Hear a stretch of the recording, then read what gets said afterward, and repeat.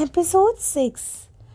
आरोही के जन्म के 20 साल के बाद एक लड़की भागते हुए कॉलेज की तरफ जा रही थी कि तभी उसके पीछे भाग रही एक लड़की जोर से चिल्लाकर बोलती है, आरू रुक, वो लोग तुझे ढूंढ रहे हैं। आरू यानी आरोही पीछे पलटती है और स्टाइल के साथ कूल वाला पोज देते हुए अपनी दोस्त तनीषा से कहती है, आने दो, आज एक एक की हड्डियां टूटेंगी। आरोही को इतना कॉन्फिडेंट देखकर तनीषा उसके पास आई और हाँफते हुए बोलने लगी, मगर यार वो 3 है और हम सिर्फ 2 ही हैं। आरोही, जो कि इस वक्त एक कोरियन टॉम बॉय के कपड़ों में थी, वो अपनी शर्ट की स्लीव को ऊपर करते हुए कोई बोलती है, कोई बात नहीं, उन 3 जंगली बिल्लियों के लिए तो मैं ही अकेली काफ़ी हूँ।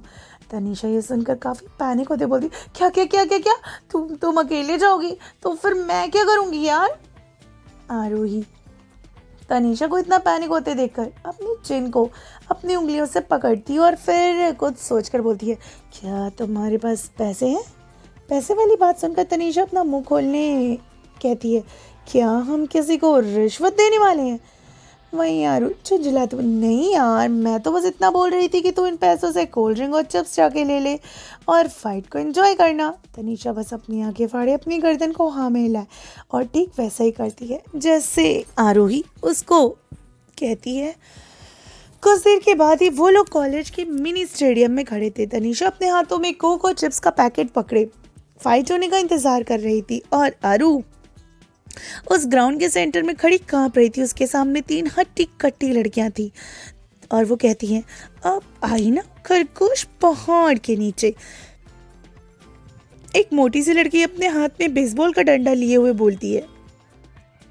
आरू डरते हुए कहती, नहीं नहीं नहीं नहीं प्लीज़ प्लीज़ प्लीज़ मुझे मत मारना, मैं तो इस कॉलेज में नहीं हूँ ना और आप लोग मेरे सीनियर्स हैं, तो कुछ तो दया कीजिए। तनीषा अपनी आंखें छोटी की और अपनी कोहनी और पीठ को बैक सीट पर टिकाए कोक की सिप पीकर अन्य का ड्रामा देख रही थी, यानी आरोही का ड्रामा देख रही थी।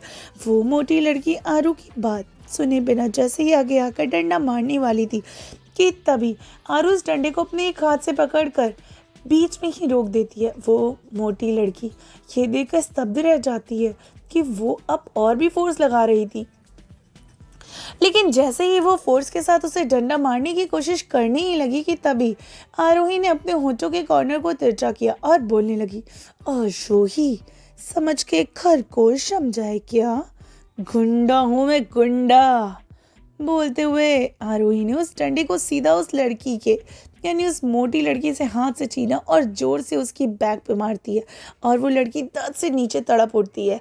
ये देखकर वो दोनों लड़कियां स्तब्ध रह गई, मगर अगले ही पल वो दोनों आरोही पर टूट पड़ी। वो जैसे ही आरोही को एक साथ डंडा मारने वाली थी कि तभी आरोही ने अपने दोनों हाथों से उन डंडों को पकड़कर बीच में हवा में ही रोक लेती है।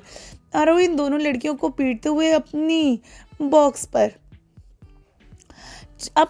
बॉस का चेहरा कसकर अपने हाथों में पकड़कर बोलती है, मैंने तेरे जैसे ना जाने कितनों की रैगिंग की है और तू मेरी रैगिंग करेगी। गुंडागर्दी में आरोही का नाम देश में पहले नंबर पे आता है। इसी के चलते अब तक पूरे 36 स्कूल और कॉलेज से निकाली जा चुकी हूँ और ये है 37वां कॉलेज। यहाँ पे संत बनकर शांति से पढ़ाई करने आई हूँ। अगर बीच में डिस्टर्ब किया ना तो नेक्स्ट टाइम तू कॉलेज से बाहर नहीं, धरती से बाहर आवेगी। बोलते बोलते आकांक्षा की आंखें कठोर हो जाती हैं। वो लड़की डरते हुए आरोही से बोलती है, नहीं नहीं नहीं नहीं, परेशान नहीं करूंगी आपसे, मैं किसी को परेशान नहीं करूंगी। आरू एक डबल स्माइल करते हुए और उसे छोड़कर तनीषा के साथ वहां से चली जाती है। वाह यार, क्या दो या दो भी की तरह, मज़ा ही आ गई, तुमने उन तीनों को मज़ा ही चखा दिया। तनीषा हंसते हुए बोलती है। आरोही की अपनी इनविजिबल डोले शोले तनीषा को दिखाते हुए बोलती है, ये 2.5 किलो का हाथ ना जब किसी पे पड़ता है ना तो सामने वाला उठता नहीं, बे उठ जाता है। अपना डायलॉग बोलते हुए आरू जोर से खंबे पर पंच मारती है। अगले ही पल अपना ही हाथ पकड़कर दर्द के मारे खंबे के नीचे खड़ा एक कुत्ता जो कि हल्का हो रहा था उस समय आरोही के इस हरकत को देखकर डर के मारे वहां से 9 2 11 हो जाता है। तनिष्का उसका हाथ चेक करते बोलती है, यार सच में और यू आउट ऑफ माइंड, खुद का ख्याल नहीं रख सकती क्या? आरोही तनिषा को अपनी इतनी केयर करते हुए देखकर चिढ़कर बोलती है, अरे यार बस ये छोटी सी चोट है, गुंडे लोगों को बस ऐसी छोटी मोटी चोटें तो लगती ही रहती हैं। तनिषा उसकी बातें सुनकर कुछ बोलने ही वाली थी कि तभी एक ब्लैक कलर की कार आगे से आकर रुकती है और उनमें से कुछ काले कपड़े पहने लोग आदमी निकलकर उन दोनों का रास्ता रोक लेते हैं। तभी एक आदमी दूसरे आदमी से बोलता है, भाई यही है वो लड़की जिसकी अपने बॉस इतने दिन से तलाश कर रहे हैं। बॉस? ये तो भाई कड़क माल है। एक और आदमी तिरछते हुए तिरछे आदमी से बोलता है। यार उसकी बात सुनकर उसके आदमी डांट लगाते बोलते हैं, बे चुप कर, वो सिर्फ बॉस की है, अगर बॉस को है ना पता चला ना तो तुमने उसकी माशुका के बारे में ये सब कहा है तो वो तेरी जीभ कटवा देगा, समझा? वो आदमी डरते बोलते, हाँ हाँ भाई भाई समझ गया, मगर इसे सीधा होटल पहुंचाना है, बॉस कुछ देर में आने वाले होंगे, तो फिर देख क्या कर रहा है, उठा ले बे इस लड़की को। उनके लीडर ने ऑर्डर दिया। इतना बोलकर वो लोग राक्षस की तरह आरोही के पास आने लगे। आरोही और तनीषा उन्हें अपने करीब आता देखकर हैरान थी। ए कौन हो बे तुम लोग? जो भी हो हमसे दूर रहना, वरना तुम्हारा वो हाल करूँगी ना, अगले 14 जन्मों तक मेरा नाम और थोबड़ा कभी नहीं भूल पाओगे। आरोही सीरियस होके कह रही थी। उसकी धमकी सुनकर वो लोग भेड़िए की तरह हंसने लगे। तनीषा ये देखकर आरोही की बाजू कसकर पकड़ते बोली, आरोही मुझे तो ये लोग कुछ ठीक नहीं लग रहे हैं, चलो यहाँ से पतली गली ढूंढ कर निकलते हैं। आरोही तनीषा को समझाते बोलती, अबे 2 कौड़ी के गुंडे हैं, इन्हें तो मैं ऐसे ही देख लूँगी। बोलकर जैसे ही आरोही ने मारने वाली थी कि तभी तनीषा ने उसका हाथ पकड़कर उसे वापस पीछे खींचते हुए कहने लगी, पागल हो गई है क्या? मैंने कहा ना यहाँ से भाग चलते हैं, अब चल। आरोही तनीषा को इतना डरते हुए देखकर जैसे ही वहाँ से जाने लगी और मुड़ी कि तभी एक गुंडे ने अपनी गर्दन को अपने एक नाखून से खुजाते हुए कहा, यार भाई देखने में कितनी मासूम है और बातें इतनी खतरनाक करती है, ओए होए मेरे तो दिल आ गया है बे तुझ पे। आरोही जो जाने के लिए मुड़ी ही थी, उस गंडे की बात सुनकर उसके कदम पीछे ही रुक गए।